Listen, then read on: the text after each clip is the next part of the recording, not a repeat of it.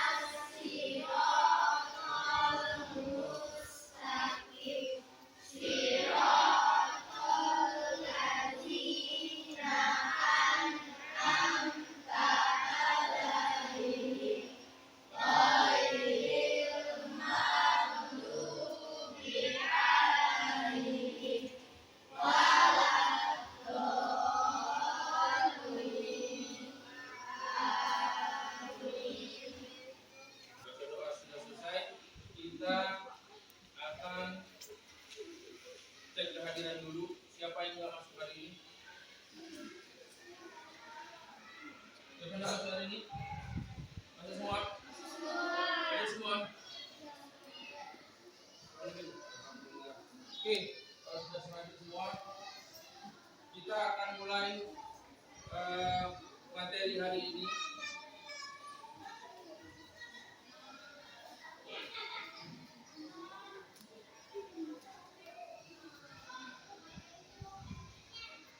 Oke, kita akan mulai materi hari ini. Itu pembelajarannya judulnya konsep dasar kecerdasan artifisial. Tapi sebelum masuk di sini, kita mau bahas dulu beberapa waktu lalu Bapak sudah masuk kelas ini, kita belajar mengenai apa? Coding. Ya, mengenai coding. Di sana ada yang namanya prinsip berpikir secara komputasional. Nah, yang kemarin itu sudah dipelajari dasar-dasarnya, pemikiran-pemikirannya, tahapan-tahapannya apa saja yang ada di situ. Nah, ini sebagai salah satu tahapan selanjutnya, yaitu kita memahami tentang kecerdasan artifisial atau intelligensial artifisial yang sering kita kenal dengan AI. Nah, kita siapa yang sudah di sini sudah pernah pakai AI? Wah, sudah canggih. Banyak AI yang digunakan. Biasa pakai apa? Ya, Cici. Oh, itu ada yang baru Cici. Oke. Ada lagi siapa? ChatGPT. Apa lagi? Gemini. Apa lagi? Ternyata di kelas ini memang sudah sebagian besar sudah menggunakan teknologi AI, ya. Kalian baru sekarang atau sudah lama menggunakan AI? Baru ya? Baru tahu juga sekarang AI. Ya. Tanpa kita sadari sebenarnya AI itu sudah zaman dulu sudah ada. Ya, tapi perkembangannya semakin kesini kita semakin Oke, kita akan lihat konsep dasar kecerdasan artifisial seperti apa.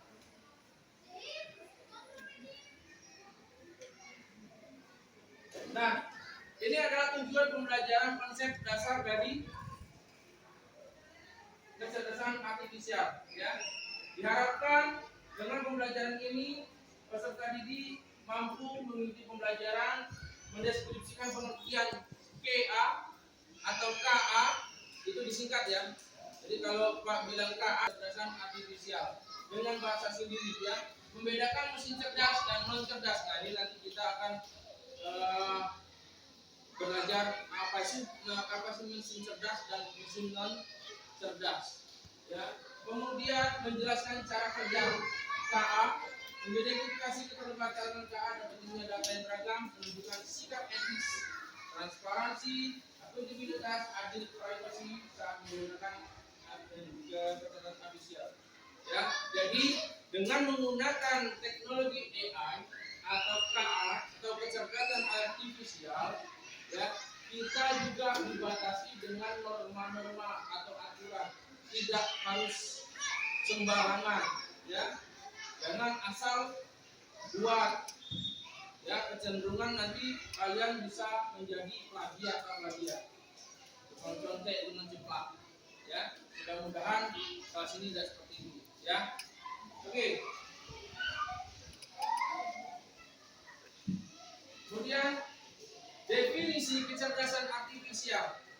Nah, pengertian atau arti dari kecerdasan artifisial adalah itu istilah kecerdasan artifisial itu pertama kali digunakan pada tahun 1956 ya di Detroit. KA adalah sistem yang dapat berpikir, bertindak atau membuat keputusan berdasarkan data. Jadi kecerdasan artifisial ini memang dirancang oleh manusia yang digunakan nantinya untuk dapat berpikir, ya, dapat berpikir, bertindak atau membuat keputusan berdasarkan data. Nah, contoh, ini contoh yang sederhana ya. Ada dari YouTube, ada dari Google Translate. AI-nya di sini yang dimaksud adalah kecerdasan artifisial yang dimaksud adalah sistem yang dibuat untuk dapat berpikir seperti apa? Ya. Di YouTube kita mau mencari lagu misal, atau mencari film, atau mencari apapun, ya kita akan memasukkan kata kunci. Misal kita mau apa? Cari film apa Doraemon, kita ketiklah film Doraemon, atau belajar cara menggunakan rumus matematika dengan baik, misal, ya itu kata kuncinya. Nah, berdasarkan data tadi, ya data yang kita masukkan tadi, itulah dia akan melakukan perintah.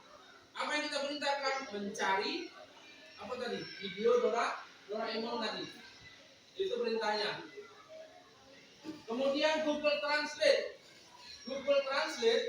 itu salah satu juga menggunakan teknologi AI dengan cara dia kita memasukkan kata atau kalimat, kemudian kita mau artikan ke bahasa apa.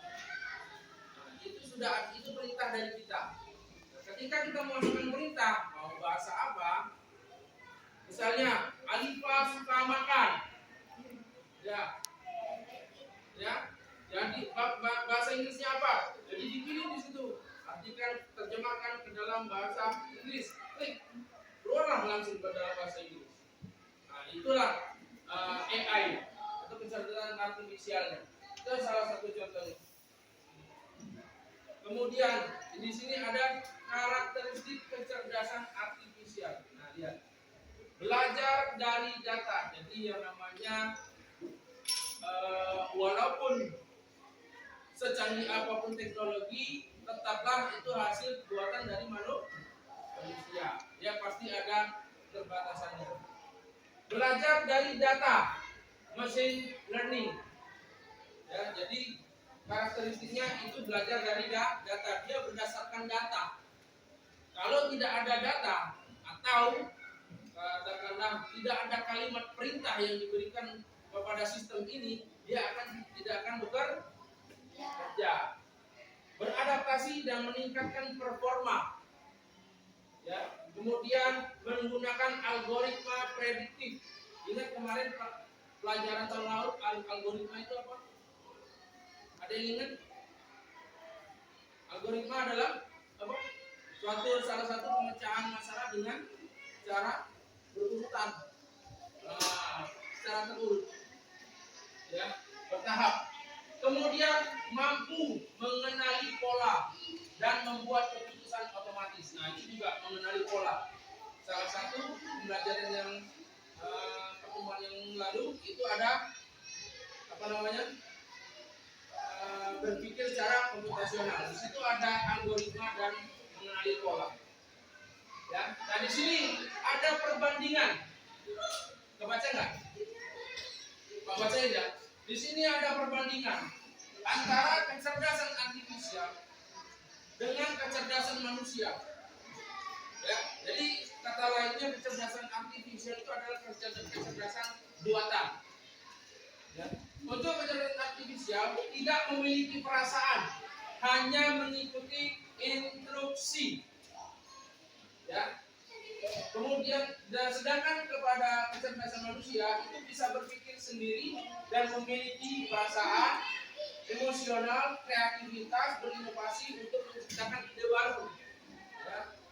Makanya tadi Pak bilang, secanggih apapun teknologi itu tetaplah buatan manusia. Kemudian dari kecerdasan artifisial belajar dari data dan program yang diberikan. Dengan kecerdasan manusia bisa belajar banyak hal yang berbeda dan beradaptasi dengan lingkungan, ya, dengan lingkungan melalui interaksi sosial.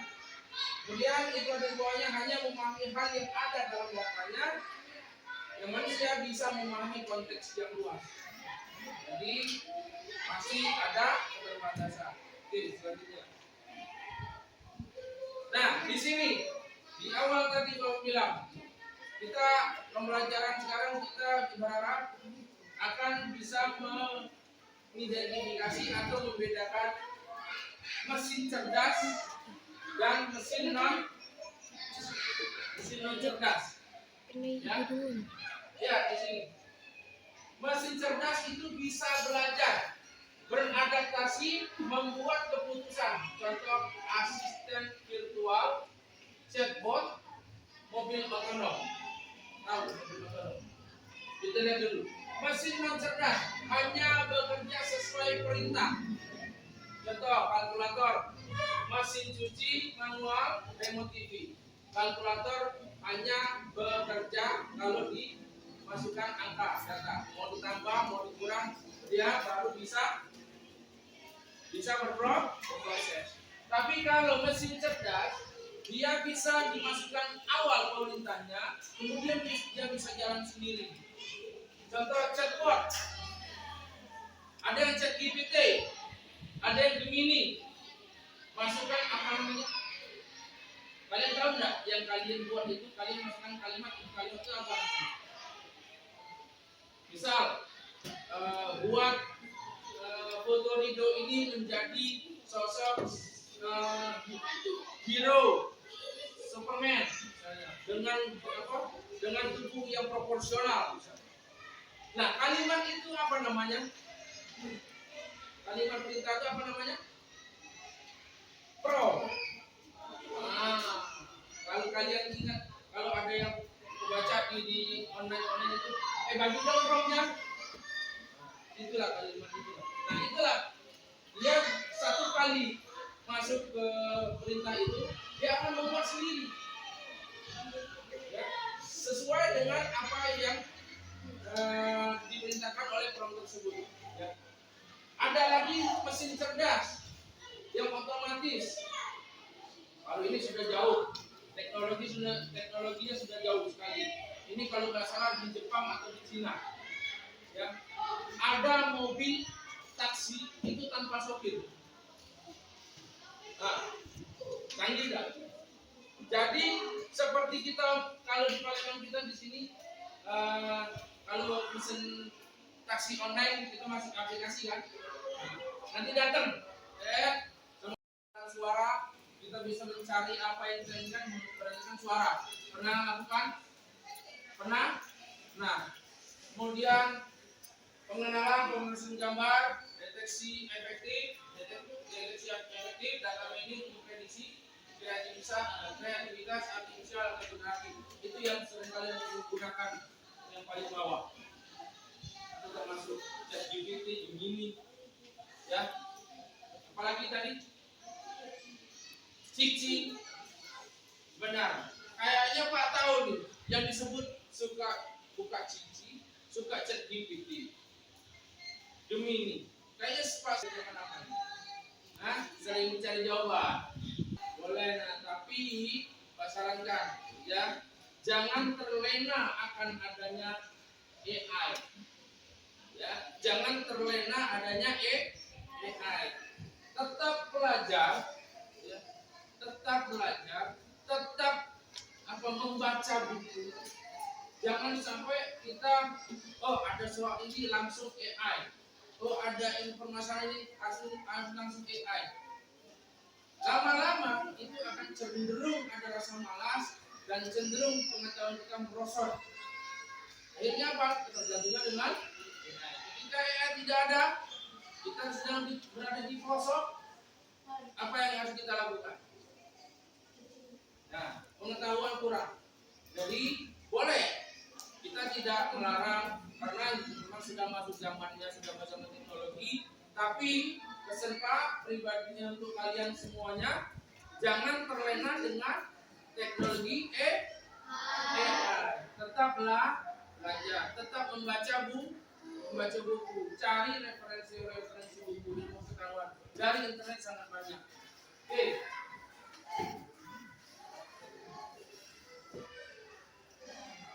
Nah, limitasi kecerdasan artifisial. Tahu limitasi? Ada yang tahu? Batasan, ya. Batasan kecerdasan artifisial itu ada batasnya. Ya, ada batasnya. Tidak memiliki kreativitas sejati atau emosional. Ya. Jadi yang namanya AI itu masih buatan manusia. Dia tidak akan bisa berjalan sendiri tanpa ada perintah dari manusia. Kemudian hanya meniru pola, tidak memahami konteks mendalam. Rentan bias jika data tidak beragam. Kemudian sangat bergantung pada data berkualitas. Ya. Dan ada satu lagi bagi kalian yang sering menggunakan AI di dunia maya, di internet, sering memasukkan foto. Hati-hati, batasi penggunaan itu karena cybercrime atau tingkat kriminal di dunia internet itu sangat susah dijangkau. Jadi jangan sampai apa data yang kita masukkan itu digunakan oleh orang yang tidak bertanggung jawab. Ya.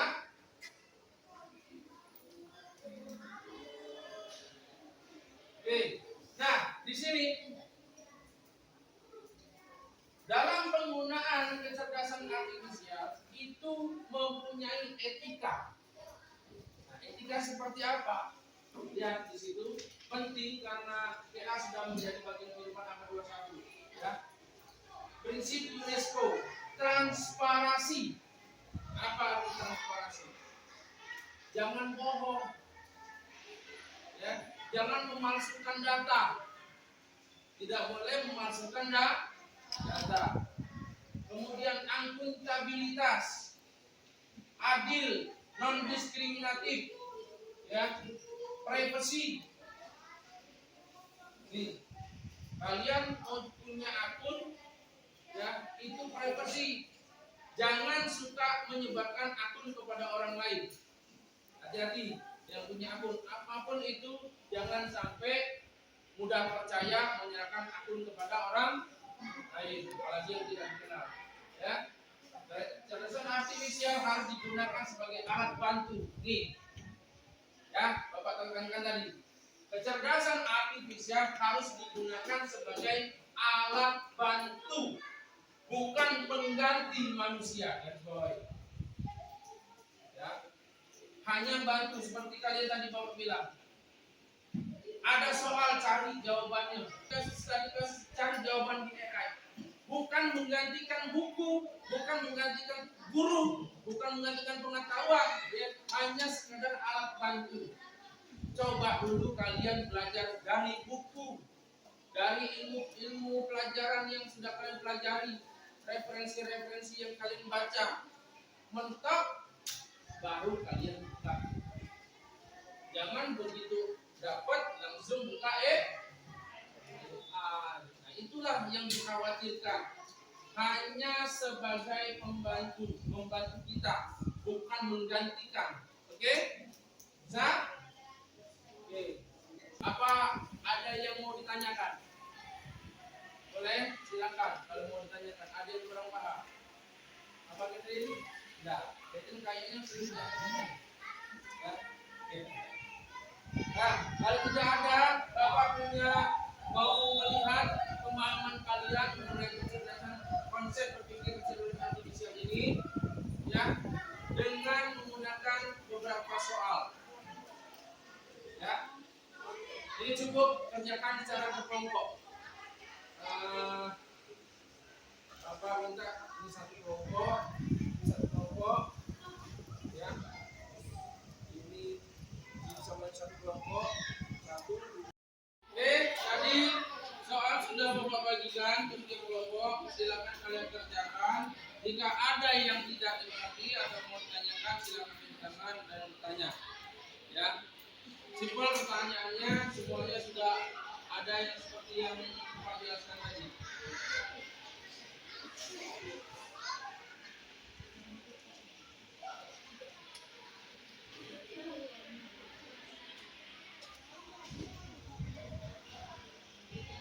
Ada yang bingung? Enggak, jelas tadi ya. Nah, ini dicatat nih, bener nih. Nah,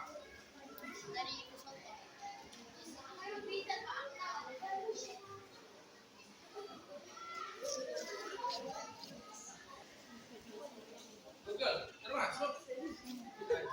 Dan tadi Bapak ada Google, ada YouTube, ada Google, ada banyak kan Google, ada Google terjemah, ada Google Map. Nah, itu Google Map itu termasuk.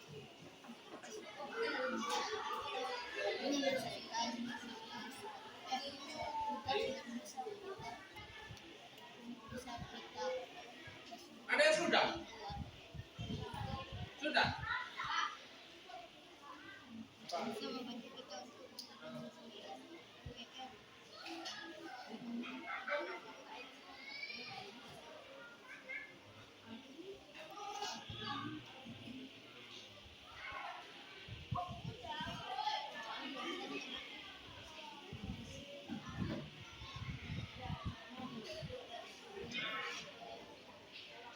Sudah?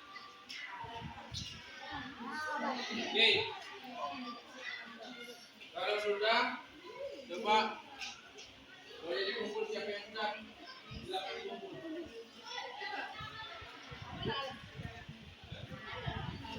Oke, sudah.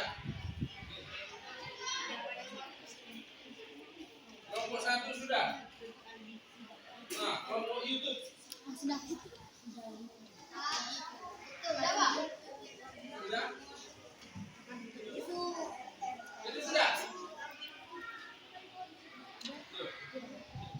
Oke, silakan kembali.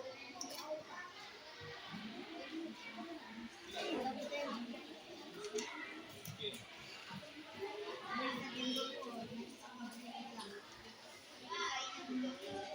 Ya,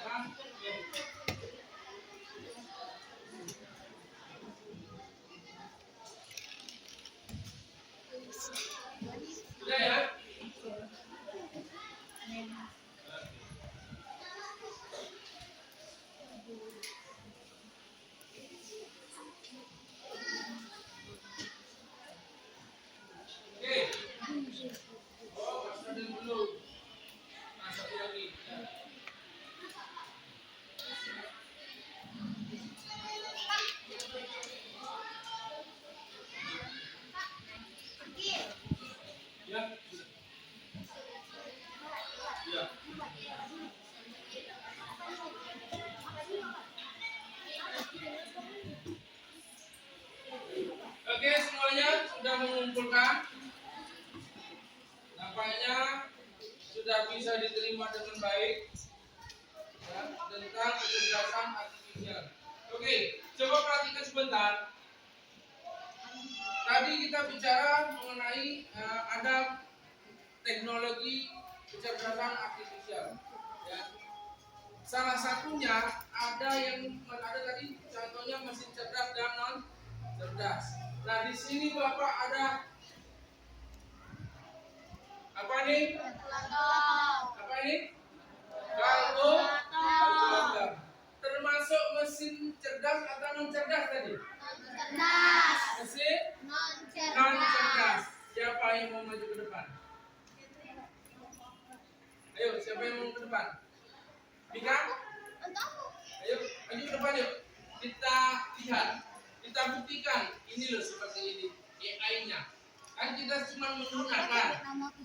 Ya, karena ini kecil, nggak mungkin Bapak tampilkan sini kan nggak kelihatan. Yuk, Bika. Ayo sini. Kuadrat. Nah, oke, coba kuadrat. Tadi AI tadi adalah apa kecerdasan artifisial tadi yang bekerja dengan menggunakan data atau perintah. Nah, seperti ini contohnya. Coba kuadrat ceritakan mau apa? Seperti apa? 9.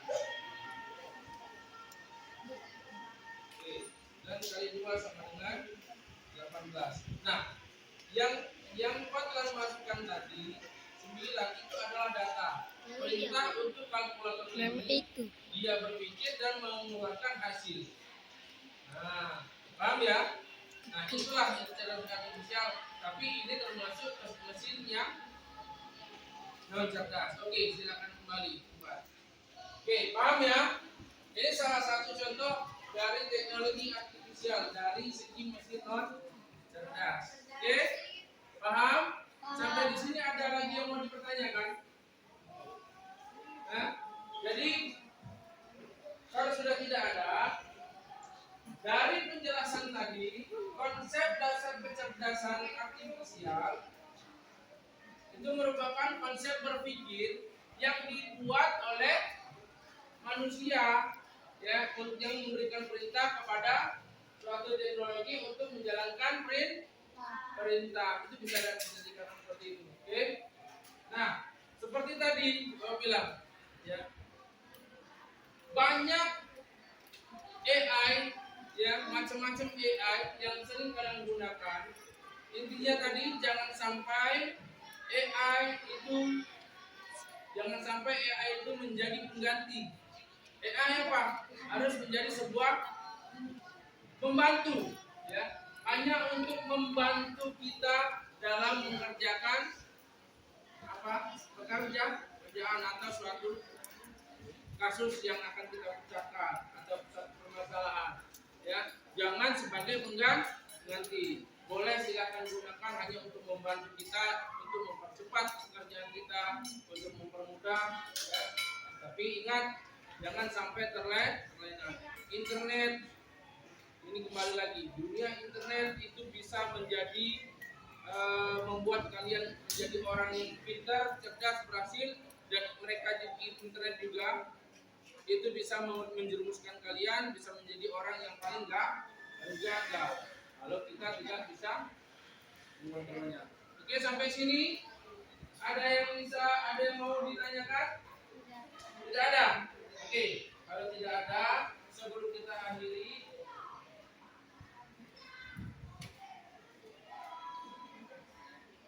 kita akan menyanyikan dulu sebab untuk mengingat 7 kebiasaan anak Indonesia hebat. Boleh sambil duduk dan bantu dengan tepuk tangan.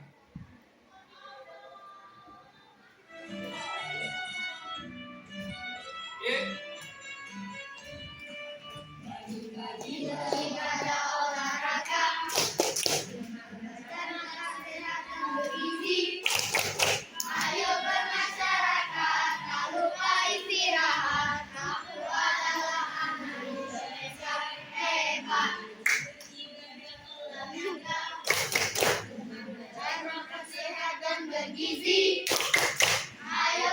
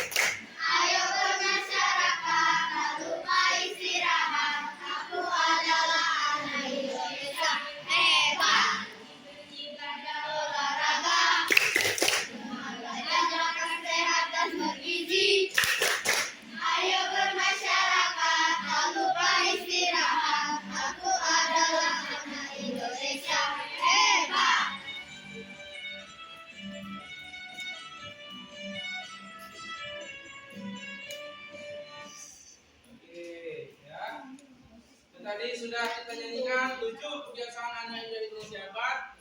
Sebagai anak Indonesia hebat, kita harus melakukan 1. Bangun pagi, 2. Beribadah, jangan lupa sholat, kemudian olahraga biar sehat, 3. Gemar belajar. Jadi belajar itu bukan suatu keterpaksaan, tapi harus disukai. Ya, kalau kita sudah suka, kita akan mudah belajar. Kemudian makan sehat dan bergizi, kurangi jajan-jajan di luar. Bermasyarakat, artinya apa? Suka bergaul, jangan mengucilkan orang lain. Ya. Kemudian tak lupa istirahat yang cukup. Tidur siang, tidur jangan kemalaman, bangun harus pagi-pagi. Kemudian barulah itu kita menjadi anak Indonesia hebat. Itu tadi sebagai suatu penutup dari perjumpaan kita hari ini. Dari materi yang Bapak berikan, semoga bermanfaat untuk kita semua. Pak Iri, Assalamualaikum warahmatullahi wabarakatuh.